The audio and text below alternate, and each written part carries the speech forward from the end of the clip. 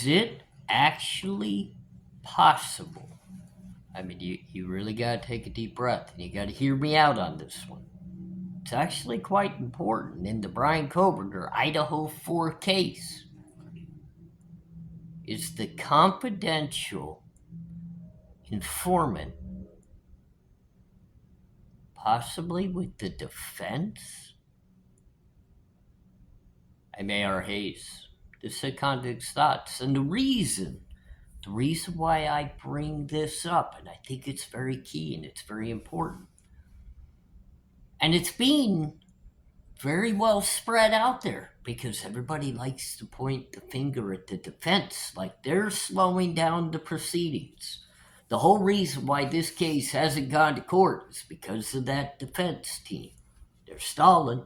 They're holding everything back. You know, all that stuff that's flying out there in the air.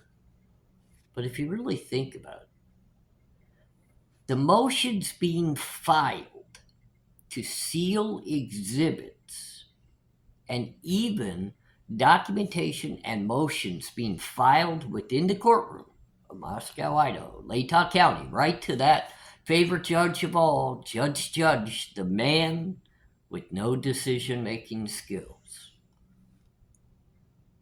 But he definitely has made a quick and very to-the-point decision that all of that is going to be sealed immediately without even having to request it. So we're talking about any exhibits filed by either side, any motions that could relay details of certain exhibits are all being sealed in advance. And it was requested immediately by the actual defense and approved right away by the prosecution.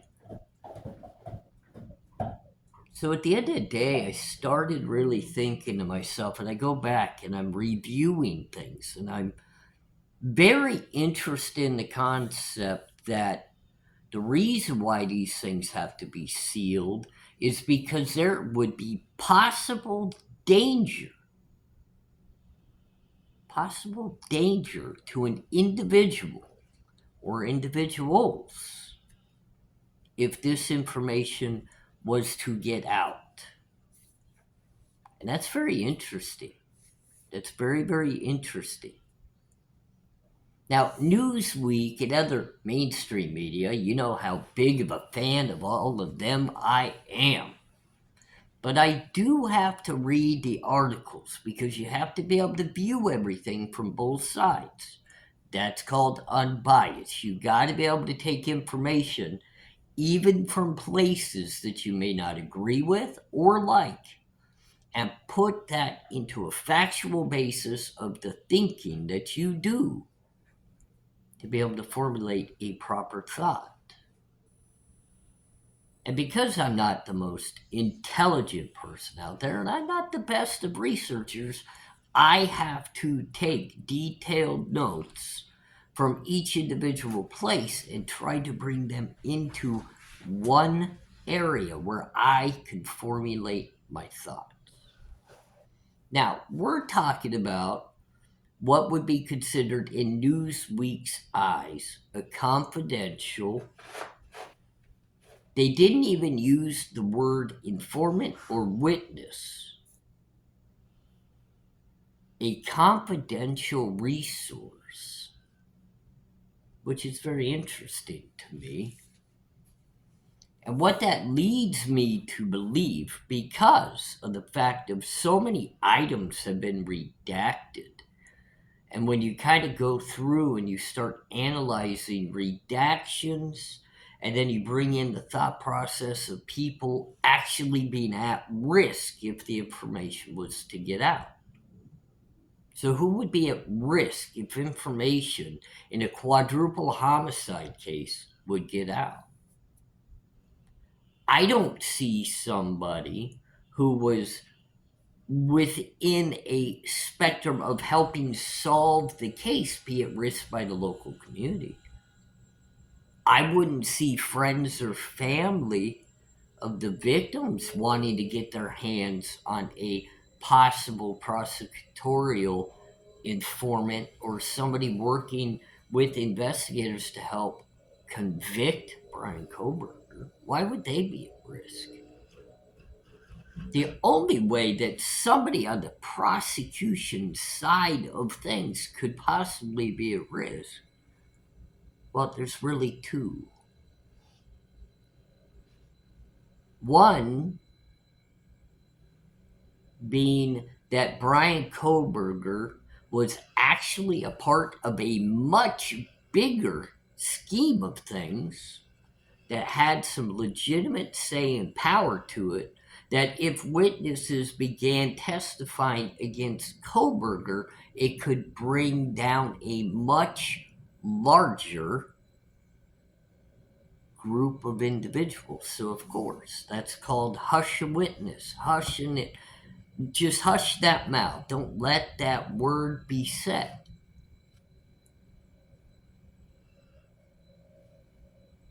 If you really look outside of that on a prosecutorial side, what do we think? That maybe someone of Brian Koberger's family would get at a potential informant or witness for the prosecution?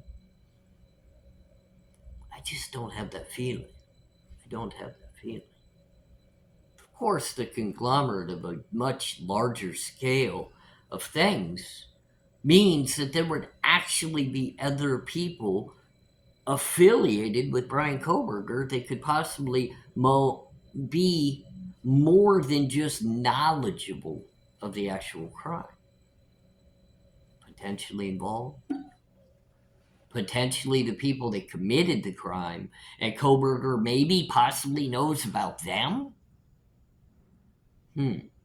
Which means that if we flip that script and we say this confidential person is actually on the defense side of things, well, that opens up a much larger spectrum of why they would be at risk. Well, you just got to kind of weigh it out. Why would they be more at risk if they were on the defense side of things? Well, one, people may interpret, if they feel as though Brian Koberger is guilty, that this person or persons could potentially be with Brian Koberger, putting them at risk, because now it brings in the factor of the local community may be highly upset and want to get revenge for the 4 lost lives. Maybe it's even more so than just the local community. Maybe the victims' families. The victims' families just might want to get their hands in retribution for their lost loved ones. This happens a lot, even if sometimes, like I like to do, if you ever just turn on the TV, you go back and you watch old funny videos from the court cases of family members attacking the people that very much hurt their loved ones. It shows you not only would be the defendant be at risk, but people involved with him. Just that good old sucker punch in the courtroom. It's lovely. But outside the courtroom, it could get far more dangerous. Lives could be affected. Lives could be taken. Now, that could also very much affect the case, which we'll discuss as well. But isn't it interesting that Steve Gonzalez tried to get his hands on what we know to be a confidential informant? I know many made it out that even a grand jury leak stated that that informant was actually on the prosecution side of things. But think about that. Why would Steve Gonzalez make a move on a prosecutorial helper, person that's actually helping get justice for his very daughter? I don't think he would risk that. I just don't. But in the sense that I get from Steve, has a little bit of a temper.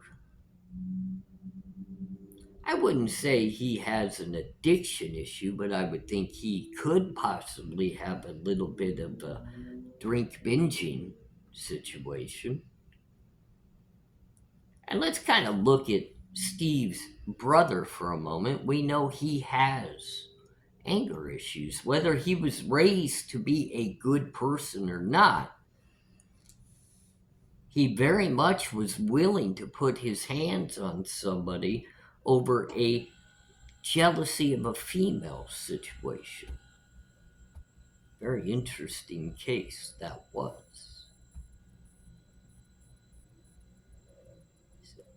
I could possibly see Steve wanting to get to somebody who knows more about what truly happened on the night that his daughter was lost forever, and he would do anything it took to get to somebody, especially if they're possibly part of the scheme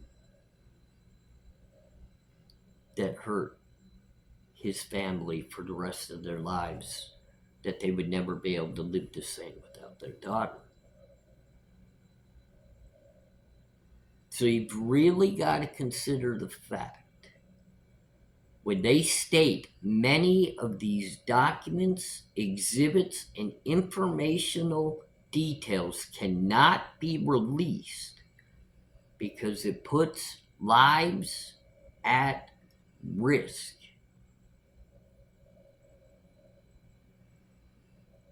That's pretty interesting, right? Because wouldn't law enforcement, the FBI, and any other part of the justice system protect not only its informants? Because trust me, ladies and gentlemen, if an informant gave up information, their name would never be put into a document. Never.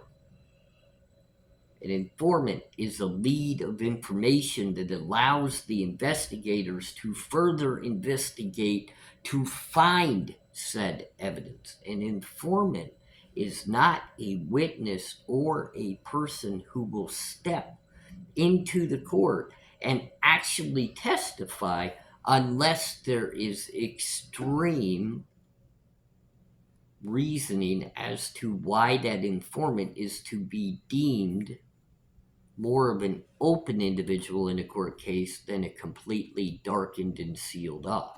An undercover informant can actually testify when they have agreed to work with or for law enforcement.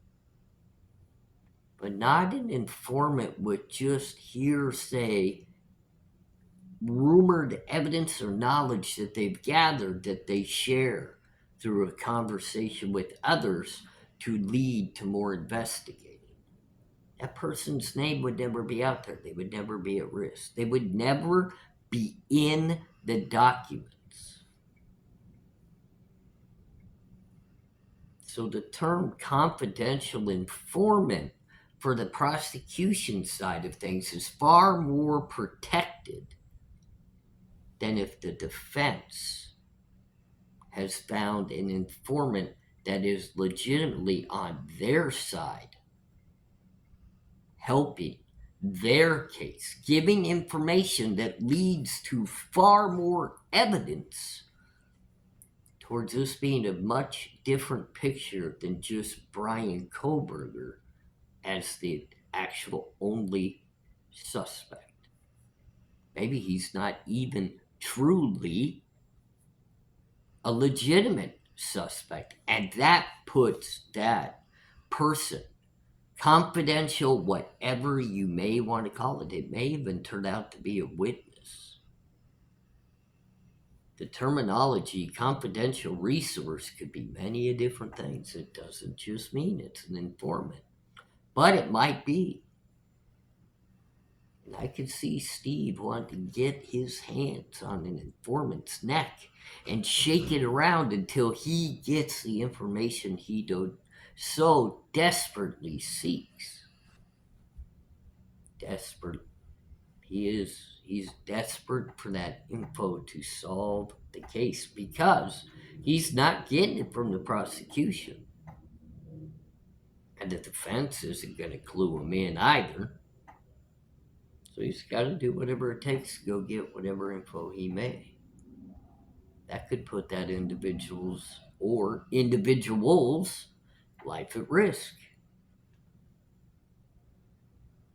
The state could legitimately come for that person as well. Maybe not in a harmful or violent way, but what about possible charges? What about possible harassment of a defense witness, which we've only seen in a couple of different ways? I mean, we already know about Gabriela Vargas with the FBI visit to her home right after she testified for the defense. And look at the badgering that took place with Bill Thompson when Edelman was testifying on the stand into the definition of his very expertise of surveys.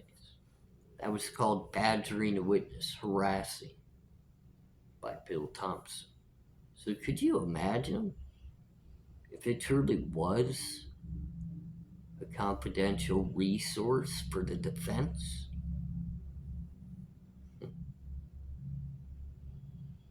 Man, it would be really odd if just out of the woodworks, the defense had that boom of the occupants of the car with Brian Kohberger speeding away well before they state that crime happened, and maybe those occupants were actually found and came forward to the defense. And now, because we saw it in the very last hearing, Ann Taylor literally had to stop Bill Thompson from speaking upon motions and documents because there was information in there that should not come out. It's very interesting. And I'm telling you right now, if somehow Kopaka was an informant, can't say his life would be in danger right now, considering what SWAT supposedly did. But would it be interesting if, man, that would just be crazy, wouldn't it? If Kopaka just was a confidential hidden informant and still alive, just being protected? Wow. Wouldn't that just be crazy? Maybe that's why Steve wanted to talk so badly to whoever this individual was. Wow, that would be a boom in Idaho, right? Wouldn't that just stir the whole crazy pot of everybody? But I have this feeling with the way things are just subtly playing along here. We've now found out Brian Kohberger was not a stalker. And we've heard the rumors of why he would have been in the area. What could have been transpiring at that time?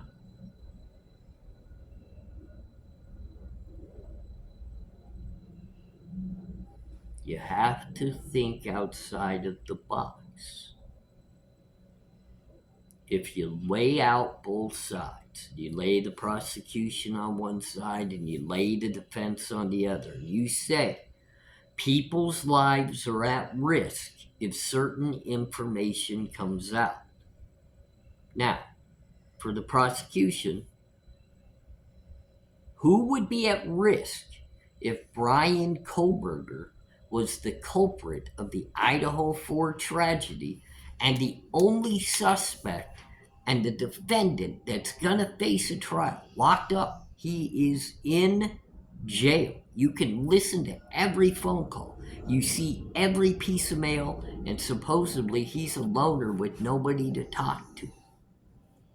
So who on his side is going to put anybody on the prosecution side at risk of their life, outside of maybe the Brian Koberger not guilty, the Koberger lovers that are all in social media discussing this case and not finding him guilty? Is it being said that they have to hide all of this because they think that all of those individuals may attack somebody that has credible information to convict that man? I don't see that. Do you think the young lady who was possibly a friend and a coworker of Brian Koberger, who he installed cameras into her apartment, if she was the informant, who would put her life at risk? Why would it be a risk? So you gotta think outside the box.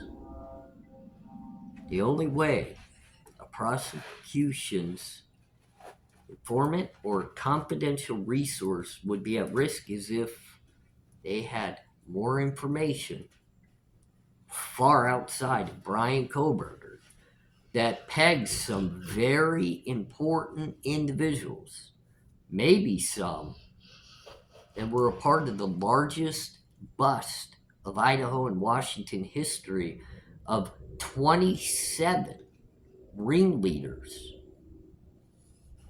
within a drug situation that the FBI had been working on for a very long time. Can all of that be tied in by somebody on the prosecution side of things? Because, yes, that puts anybody and everybody's life at risk. But you just never know.